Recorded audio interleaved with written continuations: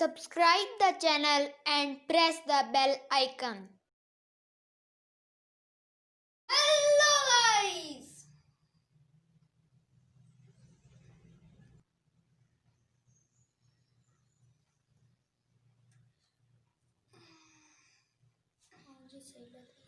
तो hello guys and welcome back to my channel what you like.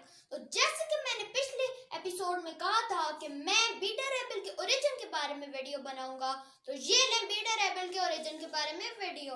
तो अगर आपने कॉस्मिक किंग थॉर के पिछले इश्यूज की वीडियो नहीं देखी तो link is in the description, जल्दी से देख लें। तो चलें शुरू करते हैं। चैनल को करते हैं like, share, subscribe and bell icon को दबाना मत भूलें लेटेस्ट अपडेट के लिए। Let's go. बीटा रेबेल के एमसीयू रेफरेंस पे हम पहले बात करते हैं। तो थॉर रैग्नारॉक के इस सीन में जब वैल्करी थॉर को ग्रैंड मास्टर के पैलेस ले जा रही होती है तो बहुत सारे ग्लैडिएटर्स के स्टैचू के बीच में एक स्टैचू बीटा रेबेल का भी होता है। इसका मतलब ये है कि बीटा रेबेल स्कार पर आ चुका है और ग्रैंड मास्टर का एक चैंपियन भी रह चुका है।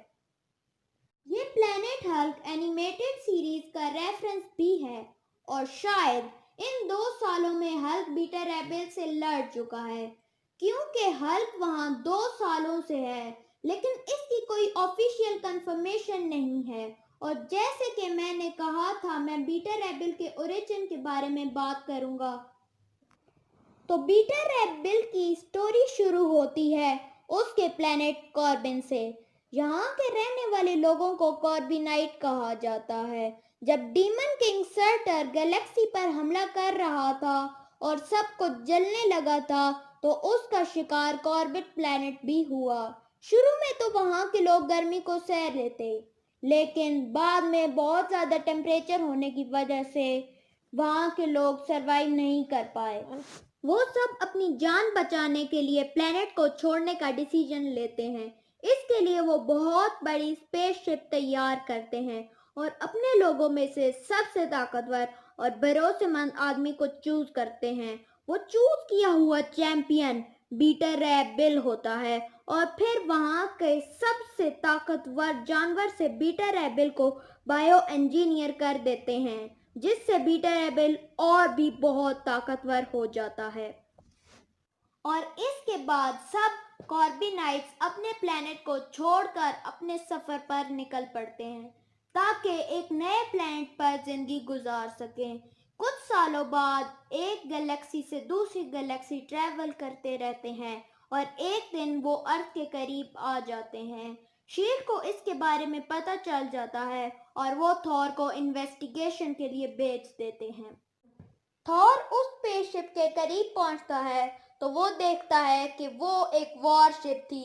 थॉर उस वॉरशिप के पास जाता है और तभी बीटा रेबेल थॉर पर अटैक कर देता है।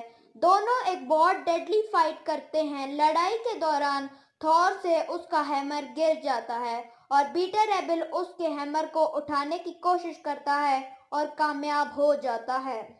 और हैमर उठाते ही बीटा रेबेल नया गॉड ऑफ थंडर बन जाता है और उसी वक्त वो दोनों एसगार्ड पर ओडिन के सामने टेलीपोर्ट हो जाते हैं। इसके बाद बीटा रेबेल थॉर को उसका हैमर वापस करने के लिए तैयार नहीं होता। ओडिन डिसाइड करता है कि थॉर और बीटा रेबेल फाइट करेंगे और जो जिंदा वापस आया म्योनीर उसका होगा।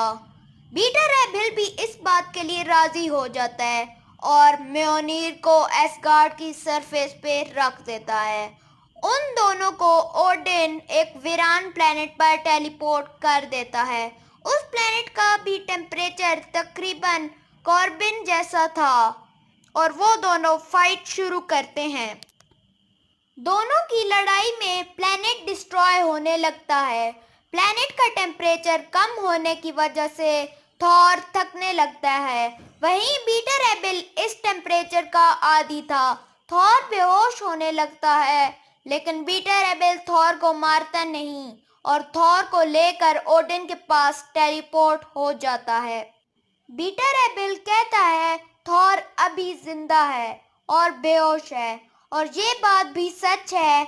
मैंने आज तक जितनों से फाइट की है थॉर उन सब में से सबसे पावरफुल है। उसके बाद पीटर एबल ओडिन से हैमर मांगता है। ओडिन कहता है तुमने अपने आप को प्रूव किया है, लेकिन म्योनीर तुम्हारा नहीं हो सकता क्योंकि तुम थॉर को मार नहीं पाए, लेकिन तुम एक बहुत अच्छे और बहादुर फाइटर हो, इसलिए मैं तुम्हें तोहफे में कुछ देना चाहूंगा। ओडिन बोनो को कहता है कि फिर वो उरो मेटल से एक वेपन बनाए और ओडिन उस वेपन को पीटर एबल को दे देता है, जिसकी पावर बिल्कुल म्योनीर जैसी थी, लेकिन वो एक एक्स की तरह था। फिर पीटर एबल स्टॉर्म ब्रेकर को उठा लेता है और एक और गॉड ऑफ थंडर बन जाता है। इसके बाद पीटर एबल बहुत सी कॉमिक्स में नजर आया है, जैसे Ragnarok comics Peter Able the God hunter, an high little comics unworthy Thor और अभी की recent comic cosmic king Thor, और भी बहुत सारी कॉमिक्स है। मार्वल पीटर एबल के लिए कुछ बड़ा प्लान कर रहा है, जैसे Thor love and thunder, guardians of the Galaxy volume 3 और एंड गेम में तो हम कॉर्बिनाइट्स का रेफरेंस मिल ही चुका है। और अगर आप लोग नहीं जानते तो इस सीन में गमोरा और नेब्यूला कॉर्बिनाइट से फाइट कर रही थीं, और क्या पता पीटर एबल को फ्यूचर में अपनी स्टैंड अलोन मूवी